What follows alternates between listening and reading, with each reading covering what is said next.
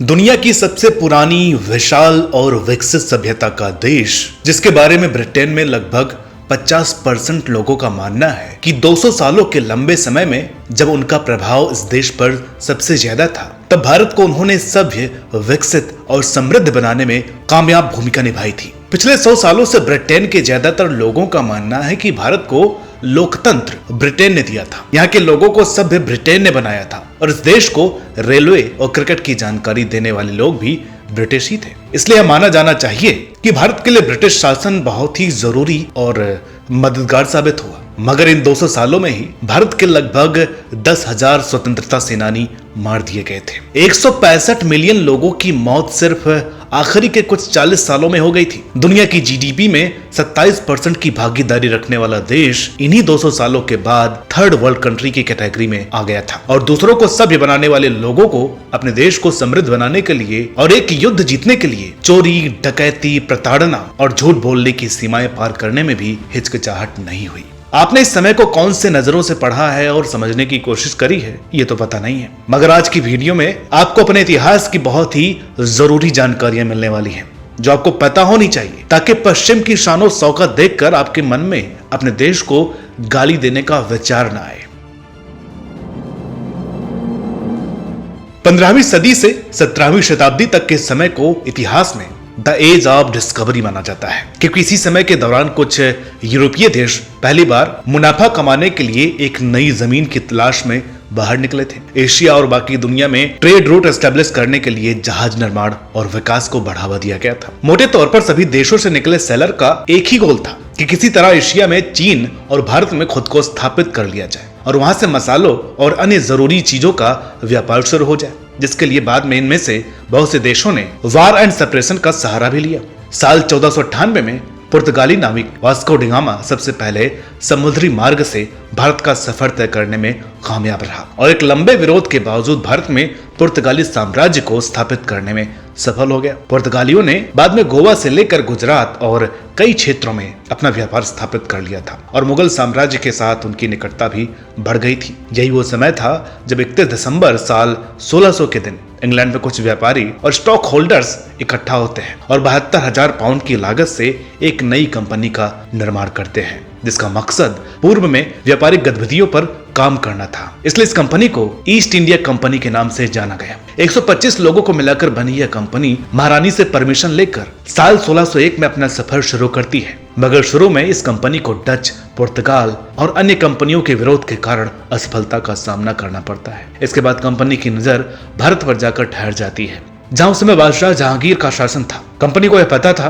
कि भारत में अगर उन्होंने अपना व्यापार जमा लिया तो उन्हें कहीं और जाने की जरूरत नहीं पड़ेगी और इसी देश से एक बड़ा मुनाफा हासिल कर सकते हैं। साल 1608 में विलियम हॉकिंस आगरा पहुंचते हैं और वहां उनकी मुलाकात बादशाह जहांगीर से होती है, जिन्हें लुभाने के लिए हॉकिंस मुगल पोशाक में बादशाह के साथ रहना शुरू कर देते हैं। उन्हें ईस्ट इंडिया कंपनी के साथ जुड़ने के फायदे बताते हैं, उनको कुछ तोहफे और अलग अलग चीजों का लालच देने की कोशिश करते हैं, मगर सबके बावजूद जहांगीर ने उनकी मांगों को स्वीकार करने से मना कर दिया और उन पर हॉकिंस के किसी लालच का कोई फर्क नहीं पड़ा। विलियम हॉकिंस बाद में बताते हैं कि मुगल बादशाह के पास ऐसी कोई भी चीज की कमी नहीं थी जिसे हम पूरा कर सकते थे। कंपनी ने पहले आंध्र प्रदेश और फिर पुर्तगालियों को युद्ध में हराकर किसी तरह अपनी 2 फैक्ट्रियों का निर्माण कर लिया था और यहाँ से उन्हें बहुत बड़ा मुनाफा हासिल हुआ। इसलिए अब वो पूरे भारत पर अपना अधिकार करना चाहते थे, जिसके लिए ईस्ट इंडिया कंपनी ने किंग्स जेम्स प्रथम को एक डिप्लोमेट के हाथों अपनी तरफ से एक पत्र जहांगीर को भेजने के लिए कहा, जिससे उन्हें भारत में अपना व्यापार स्थापित करने में मदद मिल जाए। जेम्स प्रथम ने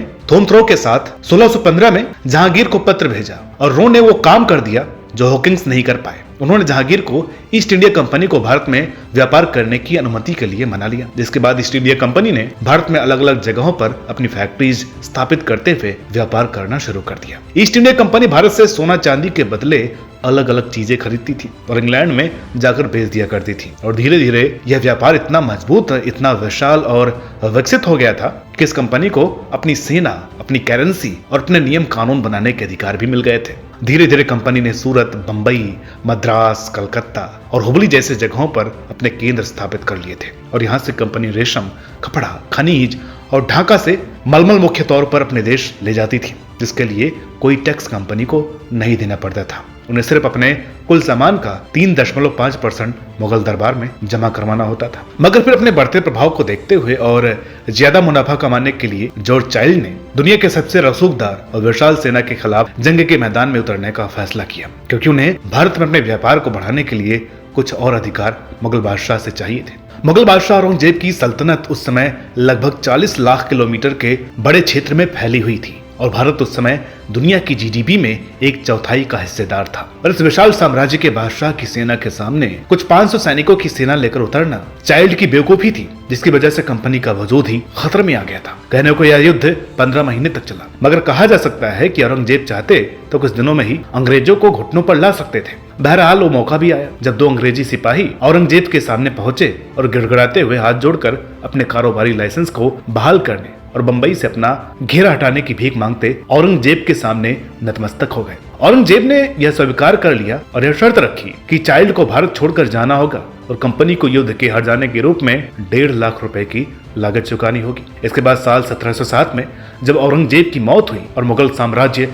लड़खड़ाने लगा और आसपास के सभी राज्यों ने मुगल बादशाह के अधीन रहने से मना कर दिया, तब अंग्रेजों को अपना प्रभाव बढ़ाने का मौका मिला और उन्होंने साम दाम दंड भेद सभी नीतियों का सहारा लेकर कई राजाओं को अपने साथ मिला लिया। कभी व्यापार में पैसों का लालच देकर तो कभी सुरक्षा की गारंटी देकर। देखते ही देखते अंग्रेजी कंपनी ने अपना प्रभाव बढ़ाना शुरू कर दिया। नादिर शाह के दिल्ली पर हुए हमले ने कंपनी के प्रभाव को भारत में और भी ज्यादा पुख्ता कर दिया। यह वो दौर था जब कंपनी के पास अपनी लगभग 20,000 से 50,000 सिपाहियों की सेना थी। उनके पास युद्ध घोषित करने की छूट थी, गोला बारूद और हथियार थे और भारत में व्यापार के मुनाफे का एक बड़ा हिस्सा भी कंपनी के अधिकार में आ गया था। मुगल बादशाह फर्रुखशियर ने अंग्रेजी कंपनी का अधिकार क्षेत्र और व्यापार में बड़ा मुनाफा हासिल करने का मार्ग भी खोल दिया था। ईस्ट इंडिया कंपनी की ताकत भारत में लगातार बढ़ रही थी और अपने मजबूत हो रहे प्रभाव को देखते हुए जब अंग्रेजी कंपनी का मकसद व्यापार के साथ साथ राजनीतिक और सामाजिक भारतीय सत्ता पर कब्जा करने की तरफ भी हो गया था।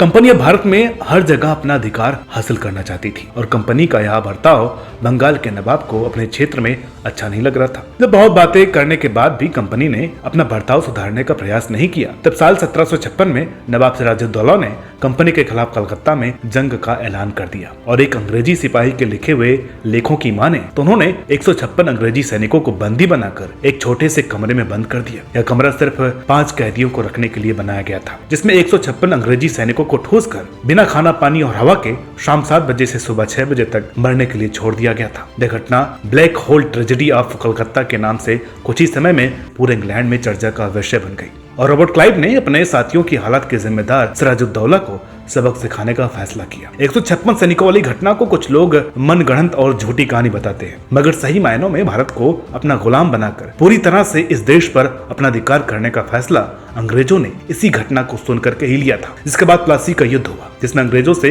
15 गुना बड़ी सिराजुद्दौला की सेना को हार का सामना करना पड़ा और फिर साल 1765 में बक्सर का मैदान जीतने के बाद यह साफ हो गया था कि अंग्रेजी हुकूमत भारत में सबसे बड़ी ताकत बन गई है। कंपनी ने फ्रांसीसी और डच प्रभाव वाले क्षेत्रों को भी अपने अधीन कर लिया था और अब भारत में जो भी छोटे मोटे बचे खुचे राजा या नवाब थे वो अंग्रेजों के हाथों की कठपुतली बन गए थे। और इसलिए उस समय एक कहावत बहुत मशहूर हुई थी कि दुनिया खुदा की, मुल्क बादशाह का और हुक्म कंपनी बहादुर का।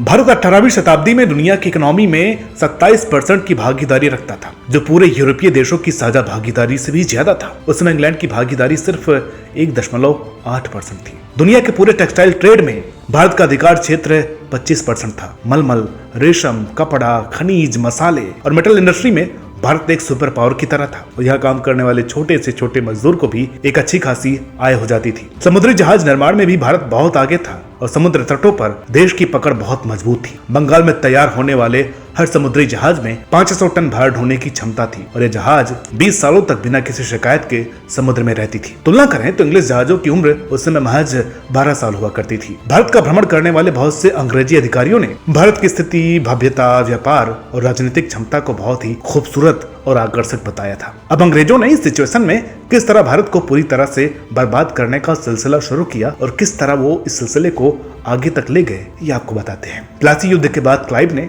बंगाल के नए नवाब को युद्ध में हुए उनके नुकसान की भरपाई के लिए बहुत बड़ी रकम देने के लिए कहा था, जो आज के हिसाब से 3 करोड़ रुपए के आसपास थी। आगे चलकर जब टीपू सुल्तान को हराने के बाद जब ब्रिटिश शासन दक्षिण में भी फैल गया तो अंग्रेजी अधिकारी टीपू सुल्तान के खजाने से लगभग 2 मिलियन यूरो यानी कि लगभग 1800 करोड़ का सोना और बाकी कीमती चीज लेकर इंग्लैंड चले गए थे। रॉबर्ट क्लाइव ने बंगाल को जीतने के बाद एक नियम बनाया था, किसी भी नौकर की तनख्वाह में कोई इजाफा नहीं किया जाएगा। यह नियम आगे चलकर पूरे भारत में लागू कर दिया गया था और लगभग 115 सालों तक किसी भी भारतीय नौकर की तनख्वाह को 1 पैसा भी नहीं बढ़ाया गया था। साल 1770 में पूरे भारत में भीषण अकाल की स्थिति पैदा हो गई थी। लोग बीज, घास और पत्ते तक खाने को मजबूर हो गए थे और बहुत से लोगों ने अपने बच्चों तक को बेच दिया था। पूरे भारत में लगभग 1 करोड़ लोगों की मौत हो गई थी और बंगाल की 1/3 जनसंख्या खत्म हो गई थी। मगर इसके बावजूद भी अंग्रेजों ने भूमि कर 10% बढ़ा दिया और इसे वसूल करने के लिए हर तरह के हथकंडे अपनाए थे। 1757 से 1765 के बीच क्लाइव ने अपने कठपुतली नवाबों से 2 लाख पाउंड वसूल किए थे और जब उन्होंने भारत छोड़ने का मन बनाया तो उनके पास एक रियासत भी थी जहां से 27,000 पाउंड की सालाना आय हासिल होती थी। साल 1770 से 1915 तक भारत में लगभग 22 बार सूखे की स्थिति पैदा हुई थी और इसमें अंग्रेजों ने कभी भी भारतीय लोगों तक बाहर से आने वाले अनाज को जरूरत के मुताबिक नहीं पहुंचने दिया, जिससे लाखों लोगों की मौत भुखमरी से हो गई थी। अंग्रेजी कंपनी ने भारत में व्यापार और अलग अलग इंडस्ट्री को भी खत्म करने में कोई कोताही नहीं दिखाई थी। कंपनी के पहले पूरे यूरोप और अमेरिका तक अपना सामान एक्सपोर्ट करने वाले भारत के लोगों को अंग्रेजी कंपनी ने अपनी हुकूमत में सिर्फ ब्रिटेन तक सीमित कर दिया था। 18वीं शताब्दी के आखिर तक आते आते भारत में बनने वाले सभी टेक्सटाइल सामानों पर 80% टैक्स लगा दिया गया था। जब भारत सिर्फ ब्रिटेन तक सीमित हो गया तो अंग्रेजों ने भी भारत से सिर्फ रॉ मटेरियल्स लेना शुरू कर दिया और फिनिश प्रोडक्ट इंग्लैंड से बनकर के आता था जिसे ऊंचे दामों में बेच दिया जाता था। अंग्रेज पहले भारत में बने जिस सामान को खरीदने के लिए सोने चांदी दिया करते थे, वही सामान अंग्रेजी कंपनी भारतीय लोगों द्वारा चुकाए गए टैक्स से खरीद रही थी। ये एक बहुत बड़े स्कैम की तरह था और क्योंकि टैक्स लेने वाले और सामान खरीदने वाले अंग्रेजी अधिकारी अलग अलग हुआ करते थे, भारतीय लोगों को कभी यह समझ में नहीं आया कि अंग्रेजी कंपनी उनके सामान को दरअसल फ्री में खरीद रही है और फिनिश प्रोडक्ट पर 100% मुनाफा उनकी जेब में जा रहा है। दादा भाई नौरोजी ने इस बात को समझने का प्रयास किया तो उन्होंने देखा कि 1835 से 1872 तक कुल 13 मिलियन पाउंड का सामान भारत से इंग्लैंड गया था। तो इसके लिए अंग्रेजों ने हमें 1 रुपया भी नहीं चुकाया था। अंग्रेजी कंपनी ने भारत को पूरी तरह से डी इंडस्ट्रियलाइज करने में कोई कसर बाकी नहीं रखी थी। भारत के मजदूर और बड़े व्यापारियों से लेकर जहाज से सामान को दूसरे देशों तक पहुंचाने वाले लोगों को भिखारी बना दिया गया था। जब इंडस्ट्रीज में कुछ नहीं रहा तो लोग खेती की तरफ भागने लगे और यहाँ भी कंपनी के अधिकारियों ने लोगों को सोखने का पूरा प्रयास किया। भूमि कर और लगान इतना ज्यादा किसानों पर थोप दिए गए कि भारत में किसानों के पास कुछ भी बाकी नहीं रहा। लोगों ने भुखमरी से तड़पते अपने बच्चों और महिलाओं को झाड़ देकर मार दिया क्योंकि अपने लोगों को घूट घूट करके मरते हुए देखा नहीं जा रहा था। कुछ लोगों ने अपने बच्चों को बेच दिया। जमीन लोगों के हाथों से चली गई और सूखे की क्या कहानी थी ये हमने आपको बता दिया है। भारत में अंग्रेजी अधिकारी एक बहुत बड़ा स्कैम चला रहे थे जिसको कोई समझे नहीं और सभी लोग अंग्रेजी रंग ढंग को अपना लें, जिससे अंग्रेजों के लिए भारत के लोगों से पैसे हड़पना और भी ज्यादा आसान हो जाए। और इसके लिए अंग्रेजों ने एक और स्कैम का इजाद किया जो आज तक हमारे देश में चल रहा है, इंडियन एजुकेशन सिस्टम। अंग्रेजी ऑफिसेज में अंग्रेजी अधिकारियों के नीचे काम करने वाले भारतीय लोगों की भीड़ तैयार करने के लिए मैकाले ने यह सिस्टम शुरू किया जिससे कि भारतीय लोग अंग्रेजी बोलचाल, पहनावे और रहन सहन को सबसे अच्छा मानने लग जाएं और अंग्रेजी कंपनी को ऐसे गुलाम मिल जाएं जो पैसे लेने की जगह देने की बात करें। प्रसिद्ध लेखक एमजे अकबर ने अपनी हाल ही में प्रकाशित हुई किताब में अंग्रेजी शासन की बात करते हुए एंग्लो इंडियन की कहानी और उनकी हालत के बारे में भी बहुत सी जानकारियां दी हैं, जिन्हें पढ़कर अंग्रेजी अधिकारियों के दो मुहे व्यवहार और भेदभाव पूर्ण रवैये का पता चलता है। साल 1847 में ब्रिटिश कंपनी ने अपनी एक नई नीति के तहत उन स्टेट्स पर भी अपना अधिकार जमाने का रास्ता साफ कर दिया था जिनके राजाओं को कोई बेटा नहीं हुआ था। ब्रिटिश लोग आज इन सभी बातों को एक तर्क से ढकने की कोशिश करते हैं कि भारत में रेलवे ईस्ट इंडिया कंपनी की वजह से ही आया था, मगर वो ये बताना भूल जाते हैं या कहें उन्हें पढ़ाया नहीं गया कि भारत में रेलवे के निर्माण पर जो भी पैसा लगाया गया था वो भारतीय टैक्स पेयर्स की कमाई थी और भारत में रेलवे अंग्रेजों ने अपने व्यापार को बढ़ाने के लिए बनाया था। 1854 से साल 1947 तक भारत में लगभग 14,000 ट्रेन इंग्लैंड से बनकर के आई थी ताकि भारत में लोगों को इससे कोई फायदा ना हो और रेलवे में काम करने वाले सभी लोग इंग्लैंड से थे। साल 1857 तक भारत अंग्रेजी हुकूमत स्थापित होने के सिर्फ 100 सालों में हर तरह से प्रभावित होकर खत्म होने की कगार तक पहुंच गया था। अंग्रेजी कंपनी ने दुनिया के सबसे बड़े शक्ति संपन्न देश को पूरी तरह से नोच लिया था। मगर अभी भी बहुत कुछ होना बाकी था, जिसकी वजह साल 1857 में शुरू हुआ पहला स्वतंत्रता संग्राम बना, जो मंगल पांडे ने धार्मिक भावनाओं को आहत करने वाले अंग्रेजों के खिलाफ शुरू किया था। भारत के कुछ हिस्सों में लोगों ने अंग्रेजों के खिलाफ बहुत ही बहादुरी से क्रांति को आगे बढ़ाया, मगर कुछ गलतियों और अपने लोगों से मिले धोखे के कारण अंग्रेजी हुकूमत इस क्रांति को दबाने में कामयाब हो गई। इसके बाद जो हुआ वो पहले 100 सालों से भी ज्यादा भयानक था। साल 1858 में भारतीय सत्ता की कमान इंग्लैंड क्वीन के हाथों में चली गई थी। और हमसे एक बार बताते हैं कि अगले 150 साल तक सभी अंग्रेजी अधिकारियों को यह छूट दे दी गई थी कि वो भारतीय लोगों के साथ जो भी चाहे वो कर सकते हैं। और फिर अखबारों में जो कुछ सामने आया वो दिल दहला देने वाली घटनाएं थी। गांव के गांव बिना किसी कारण के जला दिए गए। 2 दिनों में ही 42 लोगों को बीच चौराहे पर फांसी लटका दिया गया। मोंटगोमरी ने बताया था कि शहर में 14 महिलाओं के गले उनके पतियों ने इसलिए काट दिए थे ताकि वो अंग्रेजों के हाथों में ना आ जाएं। 1857 क्रांति में भाग लेने वाले मंगल पांडे और तांत्या टोपे जैसे क्रांतिकारियों के साथ क्या सलूक किया गया ये तो आप जानते हैं। आखिरी मुगल सम्राट बहादुर शाह जफर के तीनों बेटों को मारकर जफर को कैद कर लिया गया था, क्योंकि इन्होंने इस क्रांति का नेतृत्व किया था। 19वीं शताब्दी के आखिर तक भारत इंग्लैंड के लिए रेवेन्यू का सबसे बड़ा कारण बन गया था, सबसे बड़ा इंपोर्ट मार्केट बन गया था। और सबसे बड़ी बात यह है कि अपने पिछले लगभग 125 सालों में भारत और भारत के बाहर अंग्रेजी अधिकारियों ने जो कुछ भी किया उसका पैसा भारतीय टैक्स से चुकाया जाता था। उषा पटनायक बताती हैं कि अंग्रेजी हुकूमत ने इस दौरान जितने भी युद्ध लड़े, अधिकारियों की जो भी सैलरी थी उन्होंने अमेरिका और यूरोप सहित अपने देश में जितना भी निर्माण करवाया उन सबके लिए पैसे की भरपाई भारतीय लोगों से लिए टैक्स से होती थी। एक समय में अंग्रेजी हुकूमत ने भारत में दासता को खत्म कर दिया था, मगर उन्होंने ही भारत में पहली बार लेबर्स की एक भीड़ तैयार करी थी, जिसे बाहर की दूसरी कॉलोनीज में अंग्रेजों द्वारा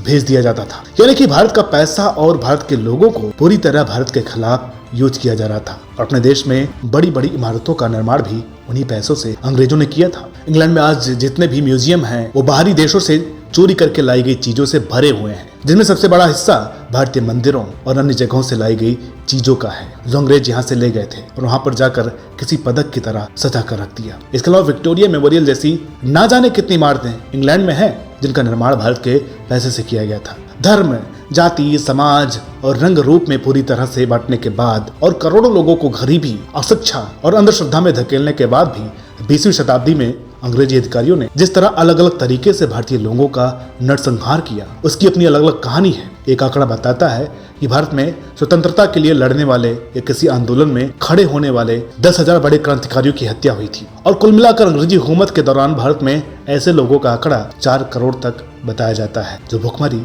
गरीबी, रोग, हत्या के जरिए मार दिए गए थे। भारत में ब्रिटिश शासन के दौरान अकाल की स्थिति हर दूसरे या 5वें साल अलग अलग जगहों पर बन जाती थी, जिसमें लाखों लोगों की मौत हुई थी। और इनमें सबसे भयानक अकाल साल 1943 में बंगाल में सामने आया था, जिसमें 40 लाख लोगों की मौत हो गई थी। और इस अकाल के दौरान बंगाल के लोगों के क्या हालात थे, ये आप उन तस्वीरों और वीडियोस को देख करके समझ सकते हैं, जो किसी तरह अंग्रेजी हुकूमत की नजरों में नहीं आए थे, क्योंकि अगर ऐसा होता तो अंग्रेजी अधिकारी उन्हें जला देते। इन 40 लाख लोगों की मौत का जिम्मेदार एक ऐसा शख्स था जिसे आज इंग्लैंड में दूसरे विश्व युद्ध के सबसे बड़े नायक के रूप में याद किया जाता है, विंस्टन चर्चिल, जिन्होंने अमेरिका और बाकी जगहों से बंगाल की स्थिति को सुधारने के लिए भेजे अनाज को कोलकाता में न उतारकर यूरोप अपने सैनिकों और अधिकारियों के पास भेज दिया था, जो दूसरे विश्व युद्ध में लड़ रहे थे। चर्चिल को बंगाल के हालात पता थे, मगर जब भी उन्हें इसके लिए कोई उपाय करने के लिए खत भेजा जाता था तो चर्चिल जवाब में लिखते थे कि वो गांधी अभी तक क्यों नहीं मरा। बंगाल के अकाल के दौरान सड़कों पर रोटी के लिए झपटते लोगों को और देखते ही देखते लाश बन जाते बच्चों और महिलाओं को देखकर भी चर्चिल ने कभी भी अनाज की व्यवस्था बंगाल के लोगों के लिए करना जरूरी नहीं समझा, क्योंकि इसके लिए भारतीय लोगों की कोई वैल्यू नहीं थी। अंग्रेजों द्वारा बनाई गई शिक्षा नीति में आपने कभी भी उन भारतीय सैनिकों के बारे में नहीं पढ़ा होगा, या आपको पता ही नहीं होगा कि दोनों विश्व युद्ध में भारतीय सैनिकों ने भी हिस्सा लिया था। पहले विश्व युद्ध में इंग्लैंड की तरफ से सेना में शामिल होने वाले भारतीय सिपाहियों की संख्या 15 से 20 लाख के आसपास थी, जिनमें से 74,000 सैनिक शहीद हो गए थे। दूसरे विश्व युद्ध में किसी देश की तरफ से लड़ने वाले सबसे ज्यादा सैनिक भारत के थे, जिनकी संख्या 2 मिलियन से भी ज्यादा थी। और इस बार शहीद होने वाले सैनिकों की संख्या 87,000 थी और 67,000 के आसपास सैनिक बंदी बना लिए गए थे। ये सैनिक जिन कारणों के चलते युद्ध में शामिल हुए थे, उनमें से एक यह था कि अंग्रेजों ने भारत से यह वादा किया था कि वो युद्ध के तुरंत बाद भारत को आजाद कर देंगे, और दूसरा यह था कि कम से कम युद्ध में शामिल होने वाले लोगों को अनाज मिल रहा था। पहले विश्व युद्ध में 10 करोड़ रुपए की जो लागत ब्रिटेन के खाते में आई थी, उसे भारतीय लोगों से लिए टैक्स से चुकाया गया था। और इस तरह दूसरे विश्व युद्ध में ब्रिटेन के कर्ज का एक बड़ा भाग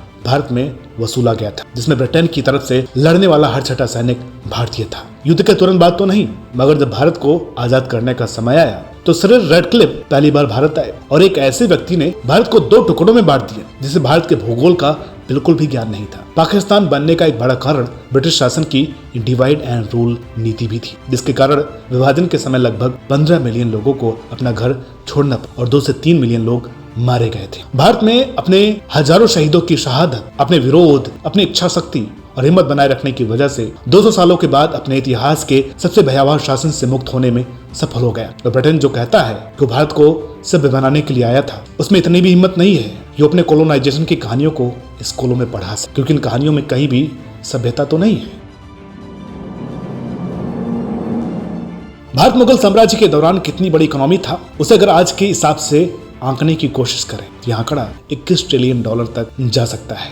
एक रिपोर्ट के अनुसार भारत मुस्लिम इन्वेजन शुरू होने से पहले यानी 18वीं शताब्दी के पहले लगातार 2000 सालों से दुनिया की जीडीपी में सबसे बड़ी हिस्सेदारी रखने वाला देश, और बाद में स्थान मुगलों के कानून और नादिर शाह जैसे आक्रांताओं के आक्रमण के चलते चाइना के पास चला गया था। मगर फिर भी 19वीं शताब्दी तक भारत दूसरे स्थान पर काबिज था। साल 2018 में उषा पटनायक द्वारा रिलीज हुई एक रिसर्च रिपोर्ट के अनुसार 1765 से 1938 तक भारत से ब्रिटिश लोग कुल 44.6 ट्रिलियन $US का अमाउंट लूट करके ले गए थे, और ये रिपोर्ट सिर्फ लिखित रिकॉर्ड्स के आधार पर बनाई गई थी। भारत जब साल 1947 में आजाद हुआ तो दुनिया की जीडीपी में उसकी हिस्सेदारी 3% से भी कम हो गई थी। लाइफ एक्सपेक्टेंसी 27 साल तक पहुंच गई थी। 90% लोग गरीबी रेखा से नीचे आ गए थे। साक्षरता दर जो 19वीं शताब्दी के पहले 2 दशकों में 95% था, वो भी 16% पर आ गई थी। अंग्रेजी शासन के दौरान भारत की ग्रोथ रेट 0.001% थी। भारत की पर कैपिटा जीडीपी में इन 200 सालों में कभी भी वृद्धि नहीं हुई थी। भारत एक थर्ड वर्ल्ड कंट्री बनकर के रह गया था,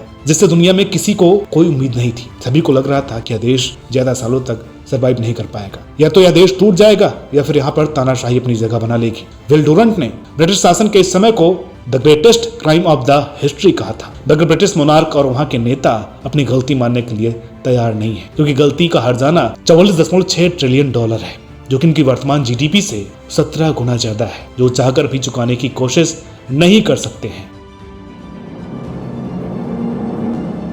आज भारत दुनिया की इकोनॉमी में फिर से अपना महत्वपूर्ण जगह बना रहा है। भारत आज जीडीपी के मामले में ब्रिटेन से आगे है, और जिस ईस्ट इंडिया कंपनी ने भारत को गुलाम बनाया था, उसके मालिक आज भारत में पैदा हुए संजीव मेहता हैं। और हमें यह भी नहीं भूलना चाहिए कि ऋषि सुनक भी भारत में पैदा हुए थे। अंग्रेज जो ना ही भारत में आने से पहले भारत से आगे थे और ना ही भारत से जाने के बाद भारत से आगे है, और जब तक भारत में रहे भारत से लूट करके ले गए पैसों के भरोसे ही रहे। इसलिए ब्रिटेन से बदला लेने वाली बात कभी भारत के मन में नहीं आई, और ना ही यह देश कभी कोशिश करेगा, क्योंकि इसकी सभ्यता में किसी पर आक्रमण करने का नियम नहीं है। मगर इतना जरूर है कि अगर ब्रिटेन सच में सभ्य है तो इसे अपनी सभ्यता दिखाते हुए कम से कम गलती को स्वीकार कर लेना चाहिए। तो दोस्तों, उम्मीद है कि आपको हमारी आज की यह वीडियो जरूर पसंद आई होगी। आपको बहुत कुछ अपने देश और बाकी दुनिया के बारे में समझने के लिए मिला होगा। उम्मीद है कि आप अपने देश के इतिहास को और अच्छे से समझने का प्रयास करेंगे और पश्चिमी चमक दमक को देखकर खुद के देश को बुरा नहीं कहेंगे। बाकी इंडियन एजुकेशन सिस्टम पर हमारी एक वीडियो बहुत पहले आ चुकी थी, उस वीडियो का लिंक आपको डिस्क्रिप्शन में मिल जाएगा,